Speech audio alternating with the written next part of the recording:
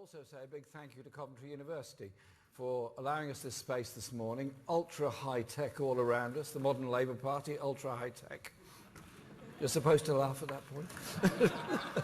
Thank you very much. And also the work that Coventry University does in cutting edge technology, research technology, and ensuring that the skills of decades in Coventry that built aircraft, that built cars, that built so much else are developed into the high tech that we want for the 21st century of sustainable industries and sustainable technology. I can also thank the shadow ministers that are here today. Rebecca Long-Bailey, who's doing such an incredible job on business and trade. Barry Gardner, who's doing a great job on trade itself. Becky and you work together, okay? And Keir Starmer, who's done such a brilliant job in holding the government to account and forcing them to retreat time after time on the whole issue of Brexit negotiations. Thank you very much for being here. And welcome the Coventry MPs for being here today. Thank you very much indeed. The City of Coventry, and I think we should also thank Geoffrey Robinson for the incredible work he did on Friday in the Organ Donors Bill in Parliament. It's made an incredible difference to the lives of many, many people.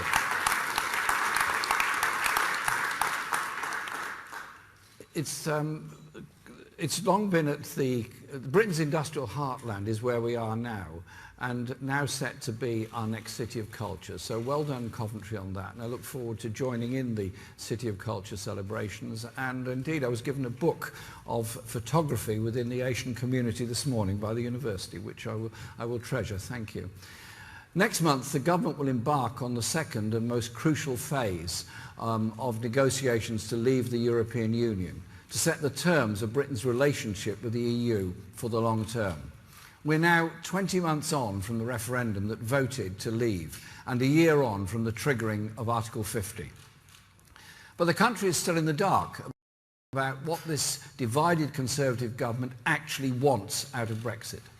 They can't agree amongst themselves about what their priorities are or what the future they want for Britain after Brexit. They've got no shortage of sound bites and slogans, of course. The Foreign Secretary says it will be a liberal Brexit. The Prime Minister says it will be a red, white and blue Brexit. On other days, it's a bespoke economic partnership. The Brexit Secretary at least now promises it won't be a Mad Max-style dystopia, which you might think was setting the bar a little low. While the Trade Secretary can't contain himself at the prospect of pushing Britain into a spiral of deregulation in rights and standards. And the Cabinet seems to have agreed at Chequers to leave the door open to that while their ambitious managed diversion goes on, whatever that means. But the truth is, we really don't know much more about where they're actually heading in these talks. While workers, businesses and everyone who voted in the referendum just want to know what the government's approach to Brexit is likely to mean for their future and the future of the country. As the opposition, we have been trying to hold this government to account. We have a duty to do that. Our message has been consistent since the vote to leave 20 months ago. We respect the result of the referendum. Our priority is to get the best deal for people's jobs, living standards and the economy, as Becky was explaining in her opening remarks. We reject any race to the bottom in workers' rights, environmental safeguards, consumer protections or food safety standards. And we've pushed the government to act, to guarantee the rights of European Union citizens living here and of UK citizens who've made their homes elsewhere in Europe. And I want to thank all those European Union nationals that have made their homes here, made such an incredible contribution to our communities, our lives and our public services, and say to the government, it's a shame on them. They've been through 20 months of uncertain horror because there's been no guarantee of their future. We will protect their rights by legislating immediately to guarantee permanent residence for EU nationals living here and the right to bring their families here.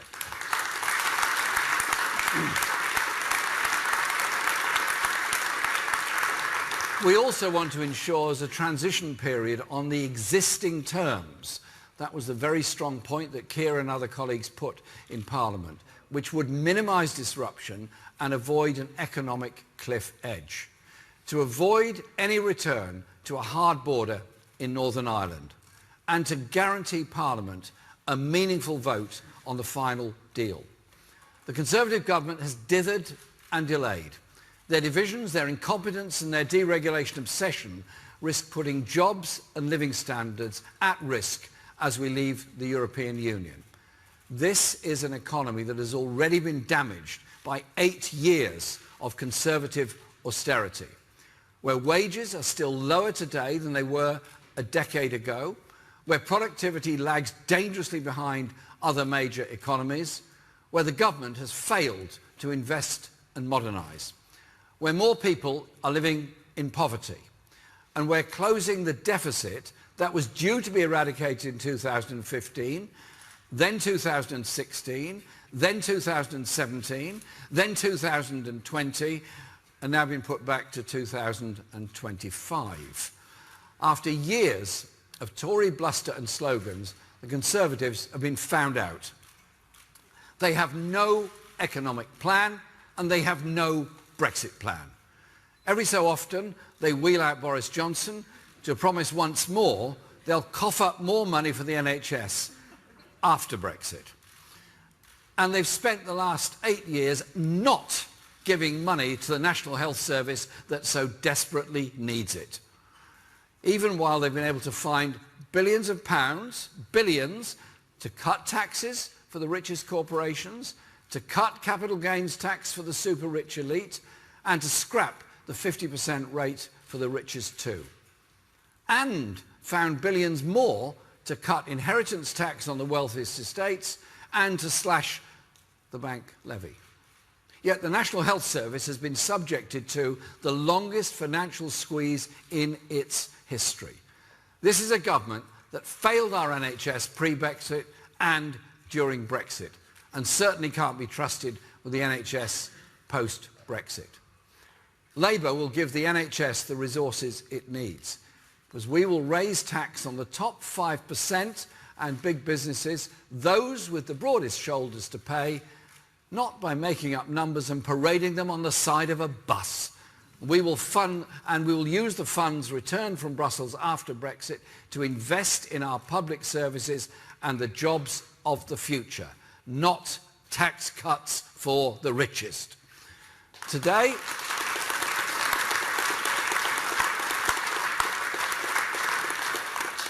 I want to set out Labour's approach to Brexit in more detail, how we would do things differently, what our priorities are for the Brexit negotiation, and the values that underpin them.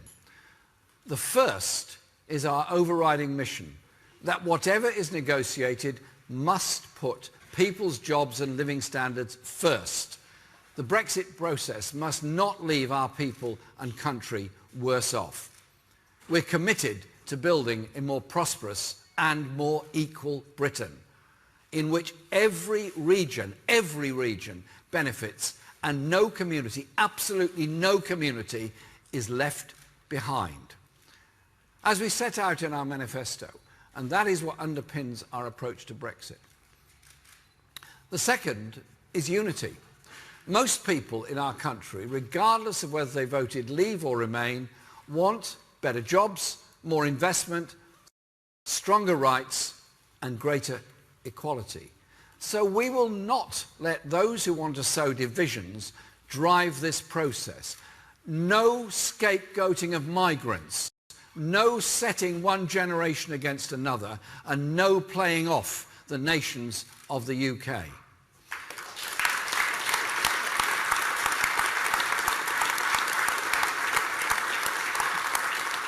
No one should be willing to sacrifice the Good Friday Agreement, the basis of 20 years of relative peace and development and respect for diversity in Northern Ireland.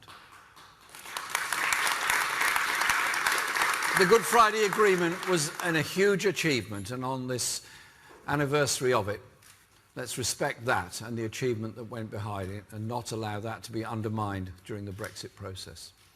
The third is our global perspective. We are leaving the European Union, but we're not leaving Europe. We're not throwing up protectionist barriers, closing the borders and barricading ourselves in. And we want a close and cooperative relationship with the whole of Europe after Brexit. We are a party of internationalists. We know that our interests are bound up with millions of others all across the globe. Whether that's in order to tackle the huge challenges of climate change, build a more peaceful world, or clamp down on the tax-dodging elite who think by bestriding the globe they can avoid paying their share for vital public services.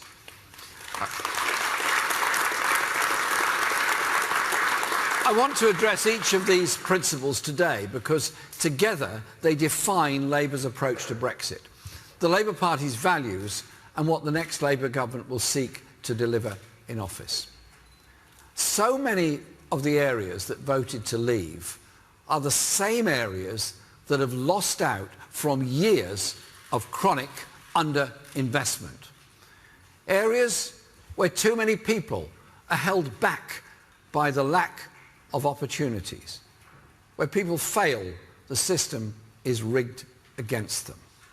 Because they can't get a decent, secure job, can't afford to buy a home, can't get more hours or higher pay, can't afford to retire, or aren't able to escape the spiral of debt.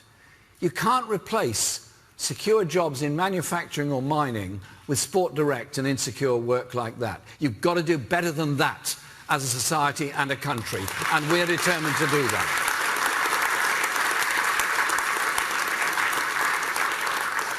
Labour's priority is to get the best Brexit deal for jobs and living standards, to underpin our plans to upgrade the economy and invest in every community and every region, to shift it away from the low pay, low skill, low investment economy it's become under the Tories, and rebalance that investment across the whole of the country so that no longer will some regions get a mere 1/6 of the capital investment that goes to London.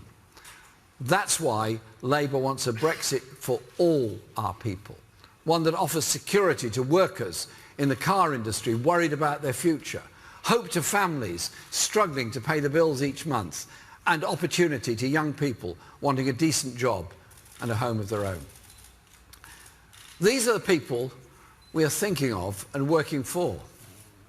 It's a very different story around the away day mahogany table in Chequers.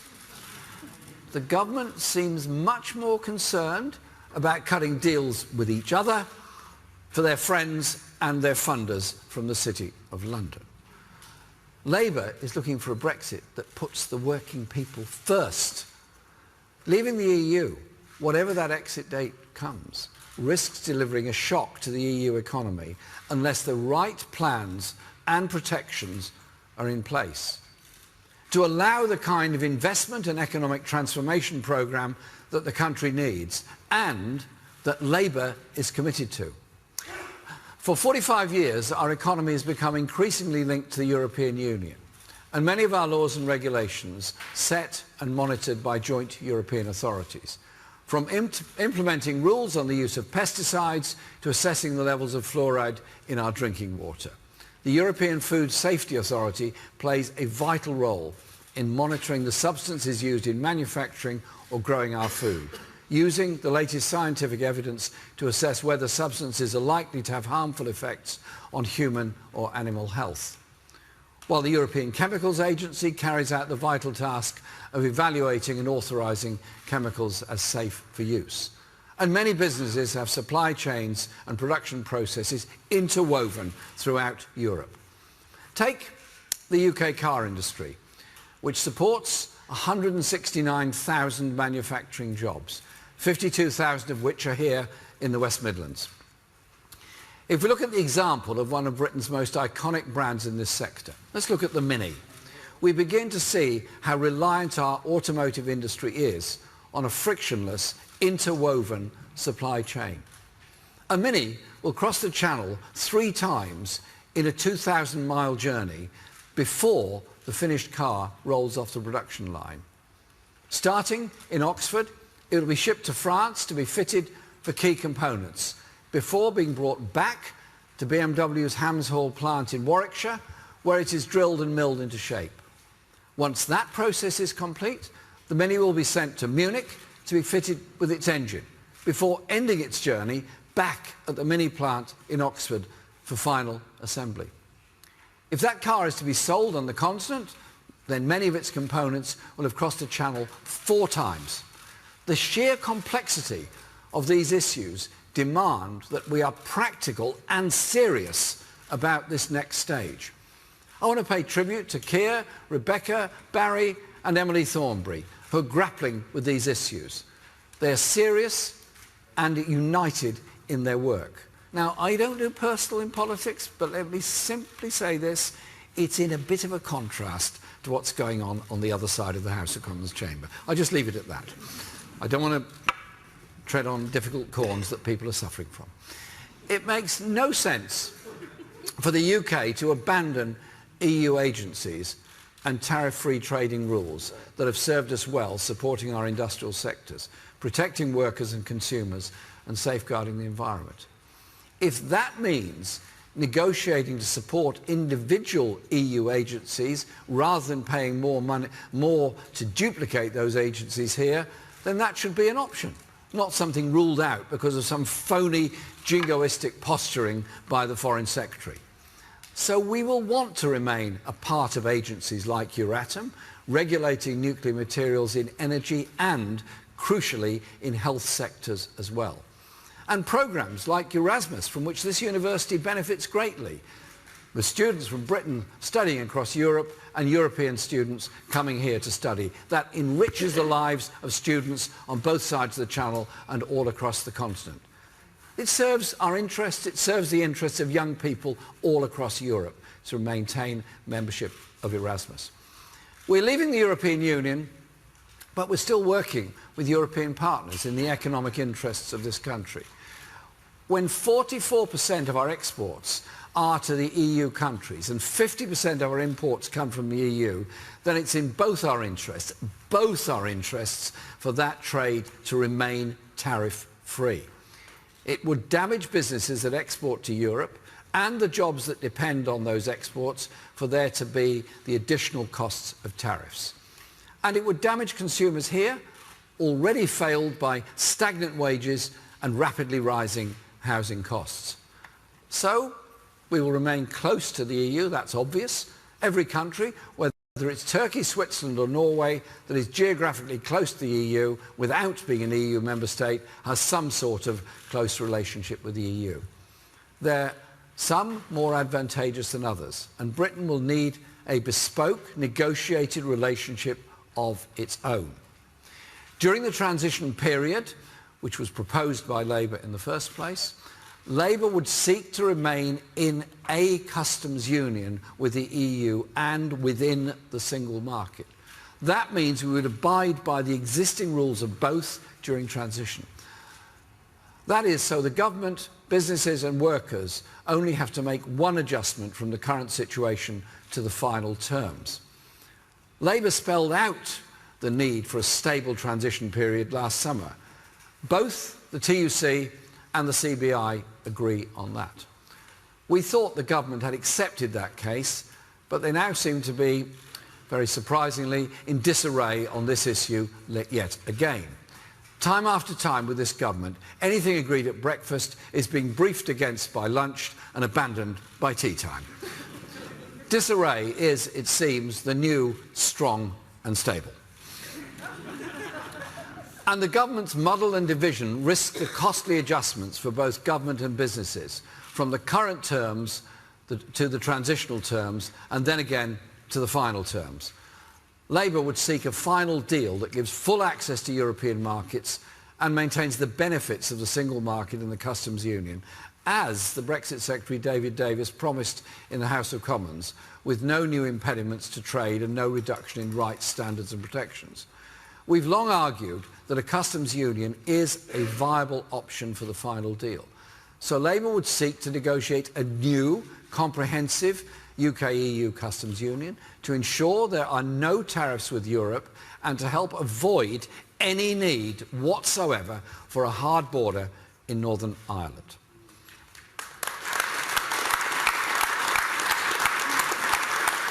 We're also clear that the option of a new UK customs union with the EU would need to ensure that the UK has a say in future trade deals. A new customs arrangement would depend on Britain being able to negotiate agreement for new trade deals in our national interest.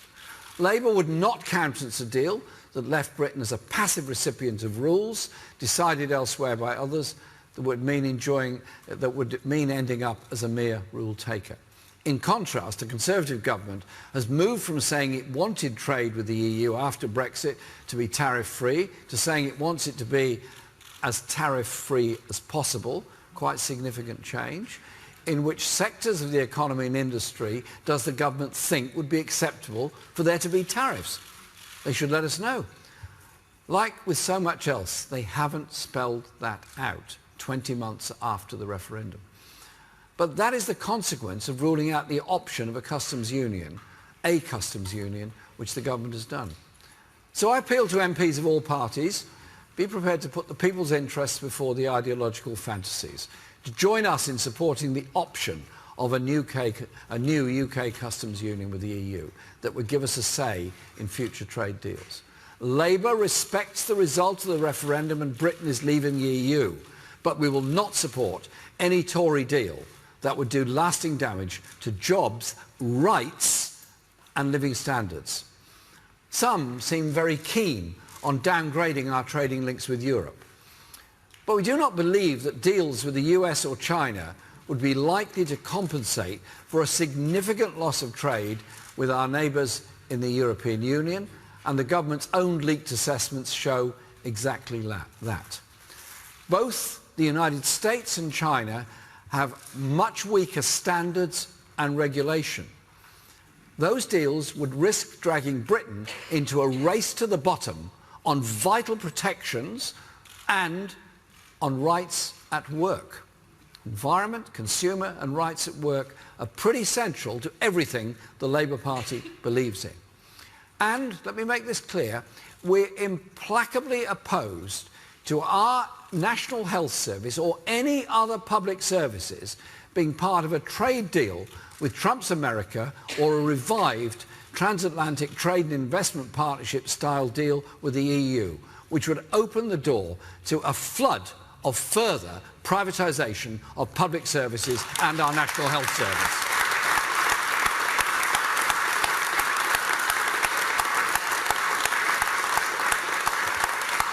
And we're not prepared to ask the British public to eat chlorinated chicken and lower the standards of British farming.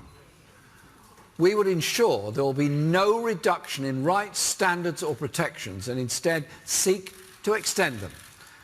A deregulatory race to the bottom would damage people's jobs and living standards, and Labour would negotiate a new and strong relationship with the single market that includes full tariff-free access and a floor under existing rights, standards and protections.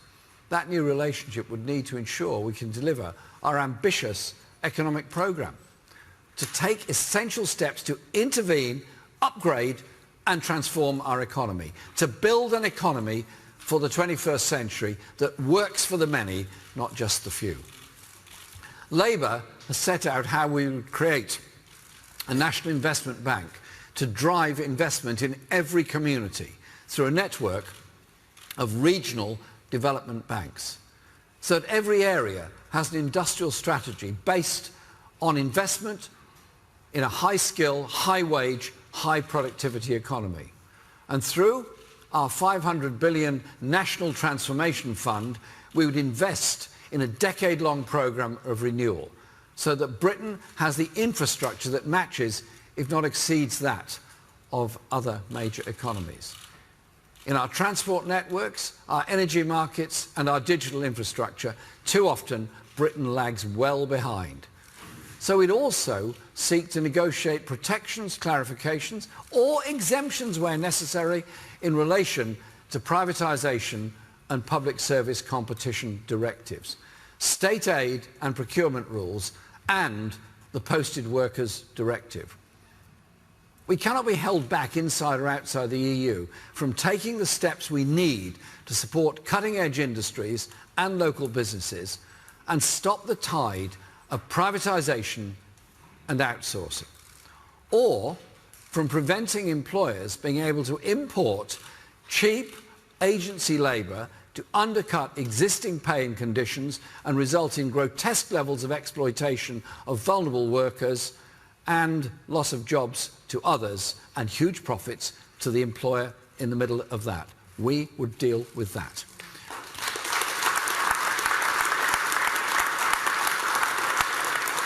It was alarming that after the Brexit vote, there was a clear rise in xenophobic and racist attacks on our streets. The referendum campaign was divisive, and some politicians on the Leave side whipped up fears and division in order to further their cause. That built on the shameful vans telling immigrants to go home, that the then Home Secretary instructed to trundle around the country, stirring up division. I remember just after the referendum result receiving a text from a young person in my constituency who'd been subjected to abuse in the street for the first time. First time in his life he'd been abused for what he is, and he was very afraid. Our immigration system will change, and freedom of movement will, as a statement of fact, end when we leave the EU. But we have also said that in the trade negotiations, our priorities are growth, jobs, and people's living standards.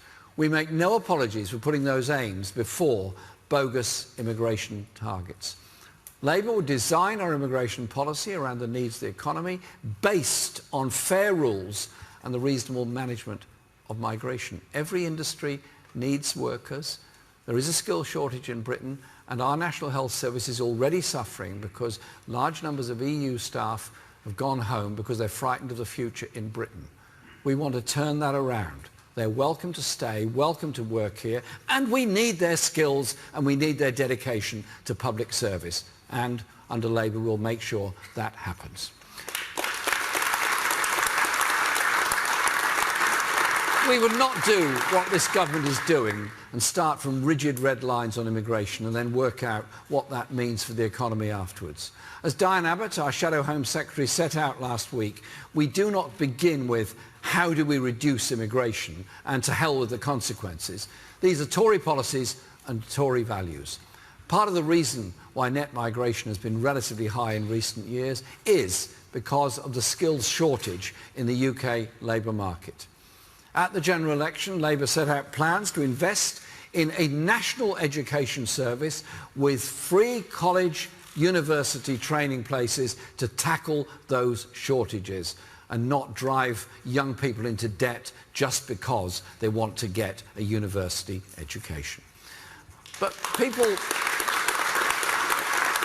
also feel frustrated when they're denied opportunities to retrain or improve their skills, and employers instead import skilled labour from elsewhere. We will also restore free English as a second language courses so that people who come here, whether as migrants or refugees, can learn English and fully participate in their communities and workplaces. We also set out how we would tighten our labour market regulations and strengthen trade union rights to tackle the insecurity and exploitation of all workers.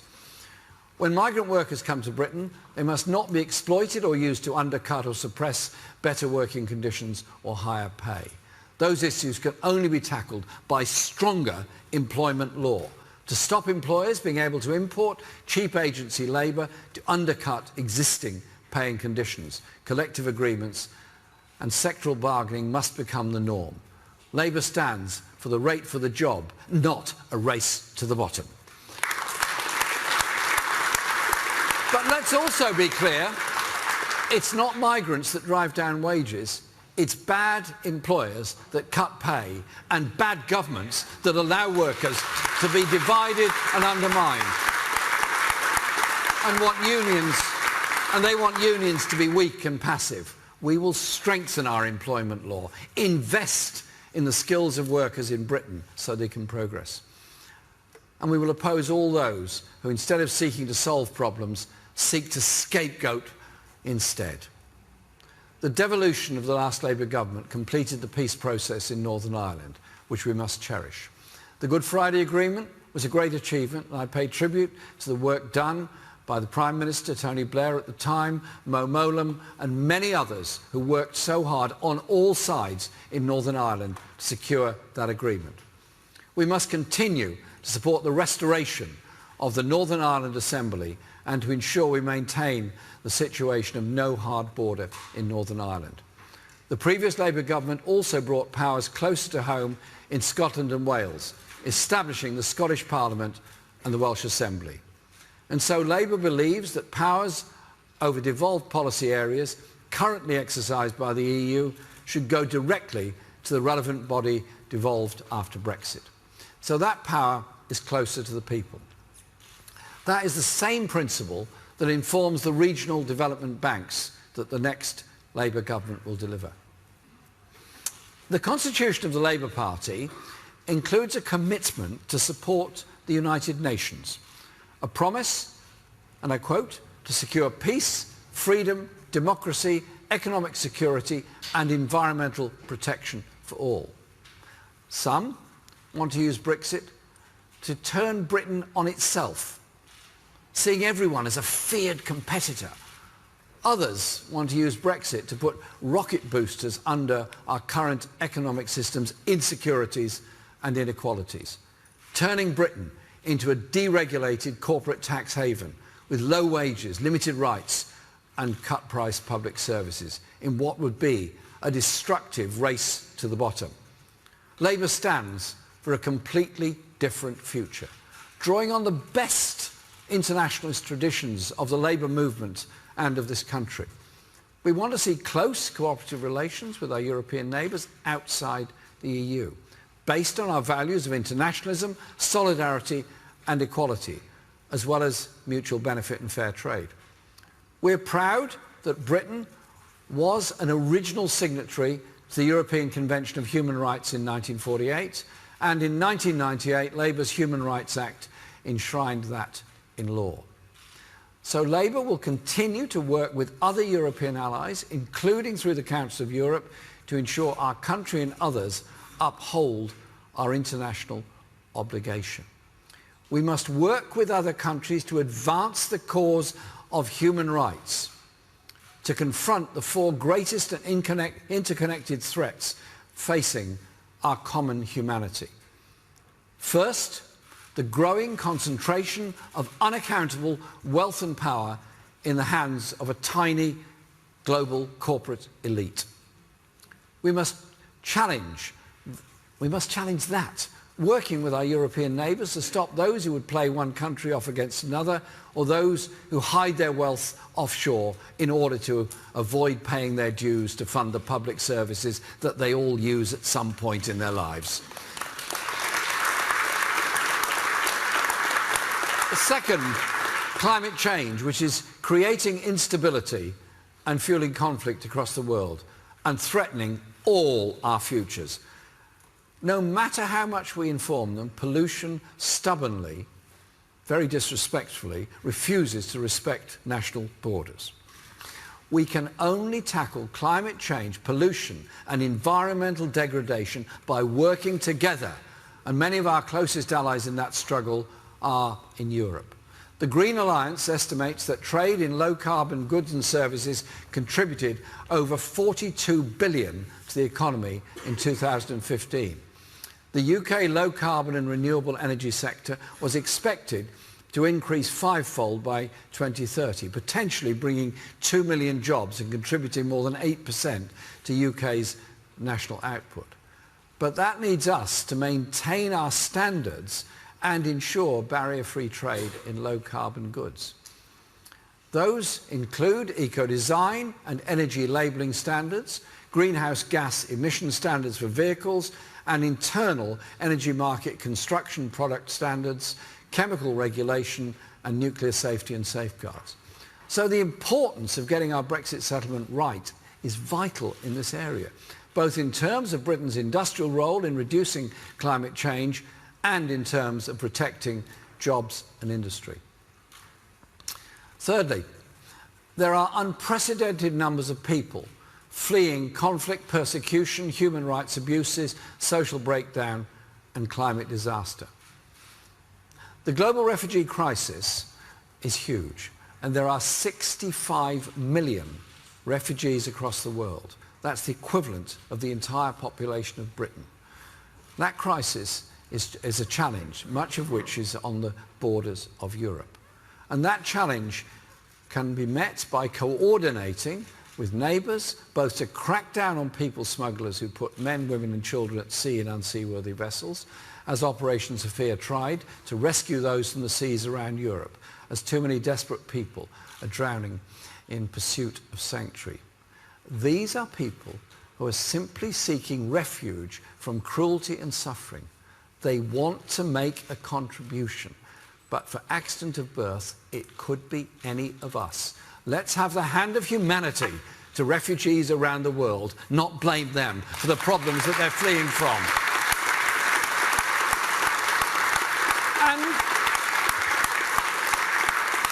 I pay tribute too to the role the Royal Navy's played in their contribution in the Mediterranean, in saving lives and plucking people from danger in the sea.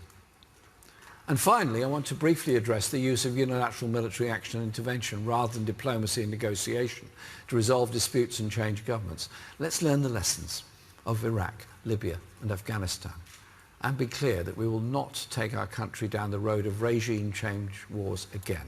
The real answer is genuine international cooperation, which confronts the root causes of conflict, persecution and inequality.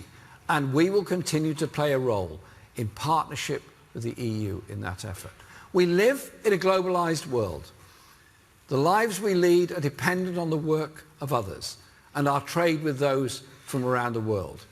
Many of us have friends and family that are from or who live in many other parts of the world. In contrast to the Prime Minister who said, if you believe you're a citizen of the world, you're a citizen of nowhere. We believe, in fact, that we can only fully achieve what we want to as citizens of Britain by also recognising we are citizens of the world.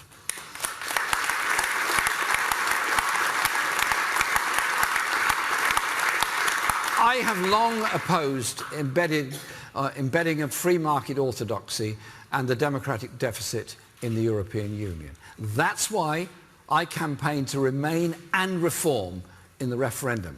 Scepticism is healthy, especially when dealing with politicians, and there's plenty of them here today, or the received wisdom of the political and media establishment, and there's plenty of those here today as well. But often the term Eurosceptic in reality became synonymous with anti-European. And I'm not anti-European at all. I want to see close, progressive cooperation with the whole of Europe after Brexit. Labour is the party of the new common sense on the economy, on public services and on Brexit. The only party which recognises the world has changed these last 10 years.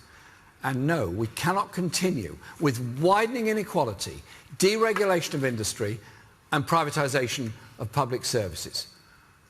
We're in a country where Tory-run councils are collapsing because of cuts, where homeless people are dying on the streets in the shadow of Parliament, where good jobs are being lost because we've got a government that will not get a grip on the casino economy.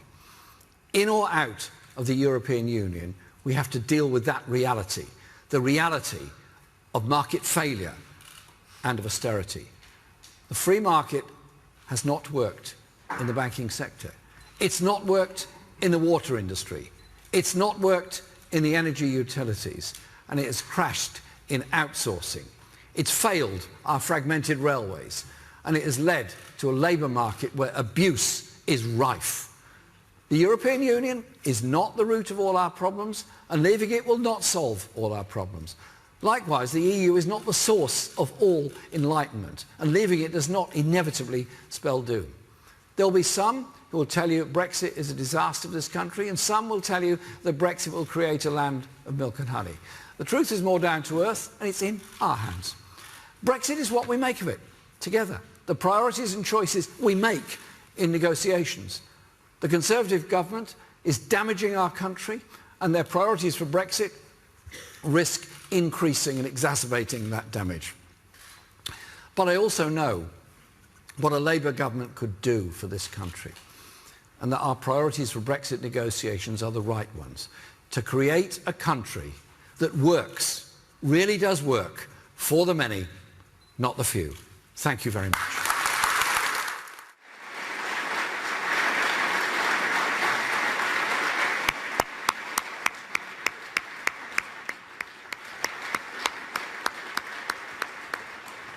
So applause for Jeremy Corbyn's speech in Coventry. Rebecca Long-Bailey, the local MP, alongside him. And we're expecting a question and answer session coming up shortly now, which we will bring live to you as well. We've got time for some questions now. I'll do them in groups, and we should have some roving mics around the room. I think we've got 2 on the go at the moment. So I'll start on this side. Gentleman with the red tie and the glasses. Yeah, fantastic. Thank you. Gary Gibbon, Channel 4 News. If you went into a customs agreement, the say you have may just be a right to be heard, not a right to a vote, not a right to a veto. Would you live with that? And can I just ask one other, because you pointed out... Say that again. Sorry. You might just have... is it the microphone, or is it... Yes, is that bad? If you go into a customs agreement, you might just have a right to be heard, not a right to a vote or a veto on any trade agreements that the EU might have. Could you live with that? And just one other, if I may. You pointed out it's been 20 months since the referendum, and you say the Tories have been playing politics. Why have you suddenly now come round to the idea of a customs agreement? Some people might think you've got a political game on your mind.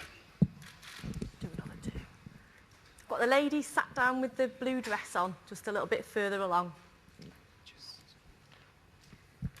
Thank you. Anoushka Astana from The Guardian. A QC, George Peretz, has pointed out this morning that a number of European countries spend more on state aid per head than the UK does, and also that Scandinavian-style economies are obviously possible within the single market because they exist. What specific Labour policies do you hope to implement that you believe requires an exemption from those single market rules? We'll do one more from this side. The gentleman with the blue tie and the lovely blue jumper there. Thank you very much. Nick Watt, BBC Newsnight. Mr Corbyn, it's often said that because we don't see you at these set-piece interventions on Brexit very often, that you're keen for Theresa May to own Brexit's success or failure. And yet in the last week you raised it at Prime Minister's questions, and here we are today. And I'm just wondering, do you see an opportunity to shape Brexit or an opportunity to ship out Theresa May? Well, I love your blue sweater. It's very nice.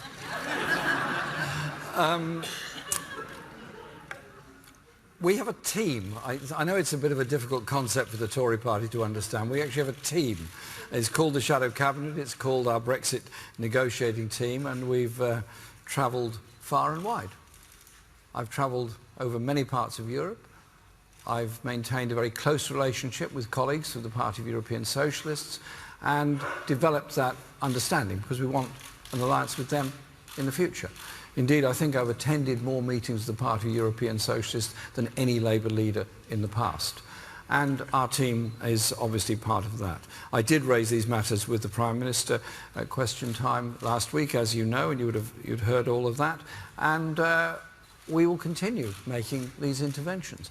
Listen, it was only 2 weeks or so after the referendum in 2016 that Andy Burnham, who was then our Shadow Home Secretary, before he went on to become the Mayor of Greater Manchester, proposed an amendment to Parliament, or a resolution to Parliament, which would guarantee EU citizens their rights of residence in Britain. We've been on this from the very, very beginning of trying to deal with the consequences of the decision the British people handed to us.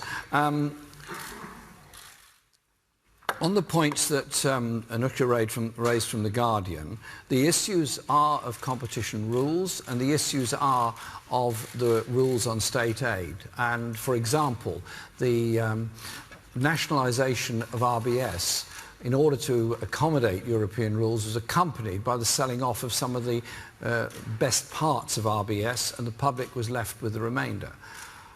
Royal Mail is a natural monopoly. Mail delivery is a natural monopoly.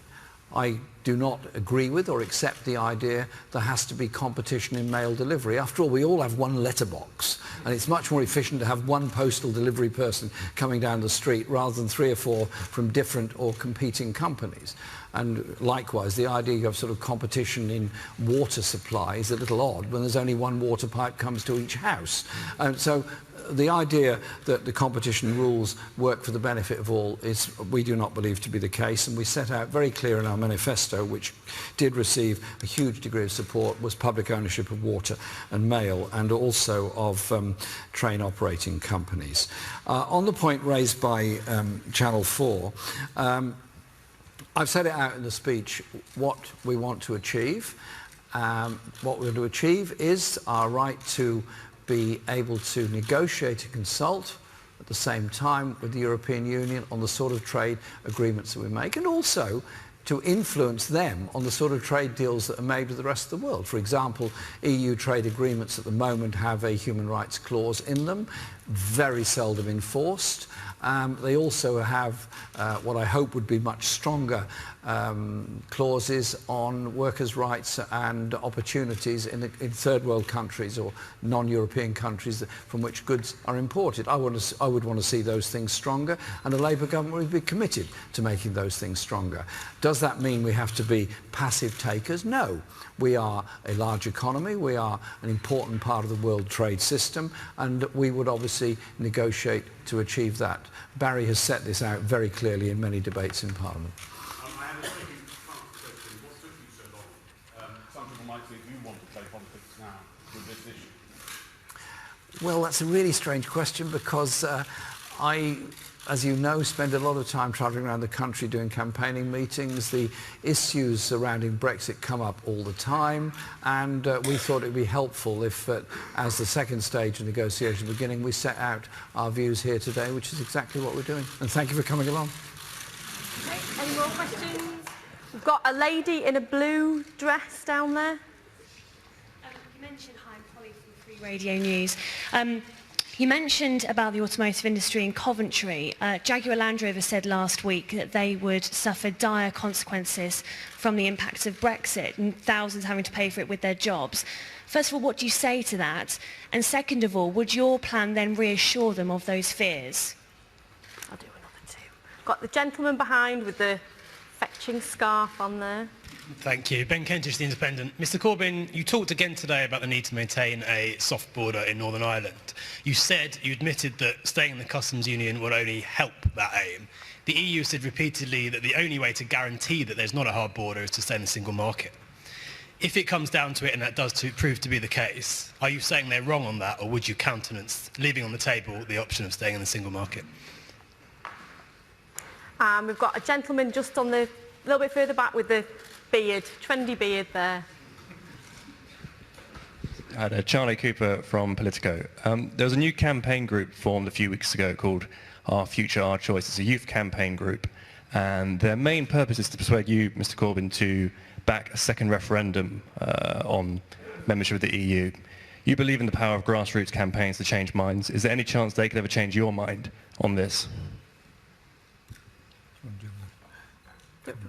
On the question of jobs here in Coventry, yes, Coventry is a manufacturing centre, is a research centre, and is part of the whole West Midlands industrial strength, and clearly that relies very, very heavily on trade with Europe, as this university relies on overseas students, not just from Europe but from all over. And I want to obviously protect those jobs, and to ensure that the universities can carry on recruiting large numbers of overseas students. But likewise, I also want to make sure that UK students don't go into debt in order to get an education. So our proposals here are that we have that effective trading relationship with Europe, and I think what we've said here today ought to be good news for the people in Coventry and on the West Midlands. On the question of the border with Northern Ireland, we are very, very clear that the Good Friday Agreement was a huge, enormous step forward in which both traditions in Northern Ireland and across the island of Ireland were respected, and that historical movement came because of very brave people being prepared to talk and negotiate about it, and it came about. Nobody wants to lose that, and indeed every meeting I've been to in Brussels or anywhere else, the Northern Ireland border issue does come up. That means there has to be a customs union that guarantees there is no hard border between the Republic of Ireland and Northern Ireland, and that's our priority. We've made that very, very clear time and time again. On the question of decision on the outcome, what we've pushed for is a number of red lines in the House of Commons, one of which is the points that Keir Starmer has made many, many times, that there should be a meaningful vote in Parliament on the final deal, as indeed there will be a decision made by the 27 member states in the European Union plus the European Parliament. And so there's an awful lot of discussion and negotiation to go on. We're not doing the negotiations, but we are setting out what we would do, and if we were in office, the priorities we would make. We are not proposing a second referendum. What we're proposing is the final meaningful vote in Parliament. So let's mix it up a bit now. Have we got any non-journalists who want to ask Jeremy a question in the audience? On the mobile phone is a journalist? Pick a lady. We've got a lady with the blonde hair, second row.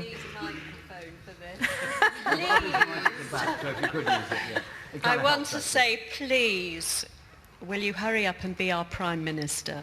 Yay.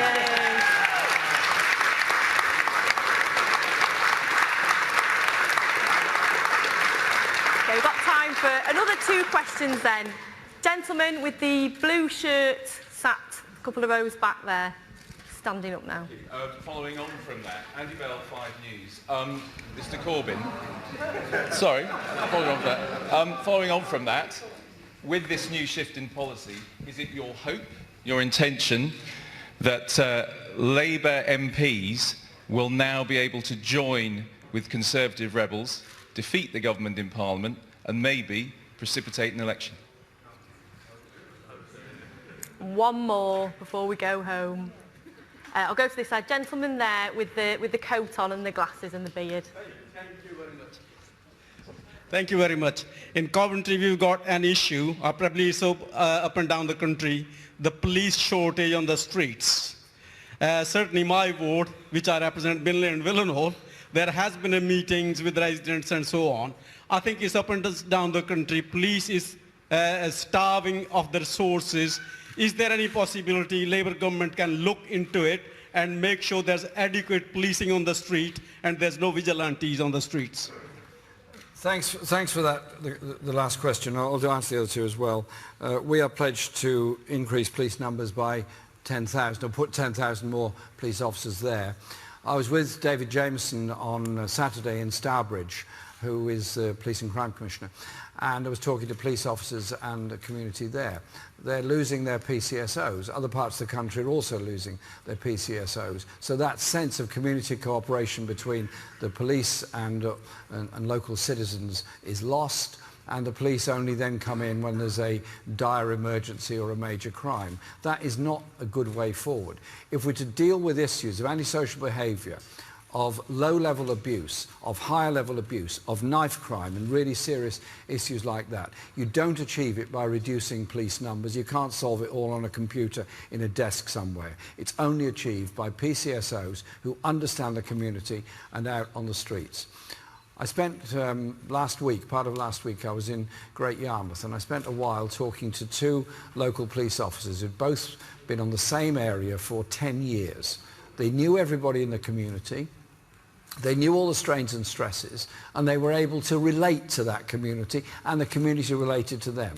so they could help. And the points they all made, everybody makes all the time, was if you cut police numbers, you close youth clubs, you dismiss youth workers, you reduce the availability of community centres, recreational facilities, of sports facilities and everything else. Is it very surprising you end up with more and more antisocial behaviour and more levels of crime? We're saying it's a false economy to cut police numbers and PCSO numbers. What we would do is invest in the community infrastructure that's provided by youth workers and community centres and all those. That's why we're fighting the local elections, and that's why austerity is so wrong.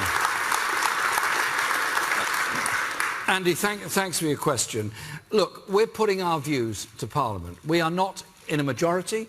We have the result we got in the general election, and we are determined to win the next general election whenever that comes. We're fighting to protect jobs, to protect living standards, consumer rights, environmental living standards, and above all the rights that people have at work. And I've tried to set out what I believe to be a more global view of our place in the world than that which the Tories do. There is no future in turning this country into some sort of xenophobic offshore island that just sees everybody as a threat or a rival. No! We're an open, multicultural, multilingual society. Let's be proud of that, proud of what we've achieved, but above all, say to people in every community, in every part of the country, a Labour government will not let your industries disappear and be replaced by nothing other than short-term, insecure, zero-hours contract type work. We are serious, very serious, about investing in every community in the country. Surely the political class should learn a lesson from the results of the referendum, was that sense of anger at left-behind communities anywhere in Britain. We will not walk by on the other side and let towns and cities die for the lack of investment. It's our duty to achieve something very different and very better. And yes, we're campaigning very hard all over the country to win the local elections and then a general election when it comes, and so you'll get a Labour government that way. Is that okay?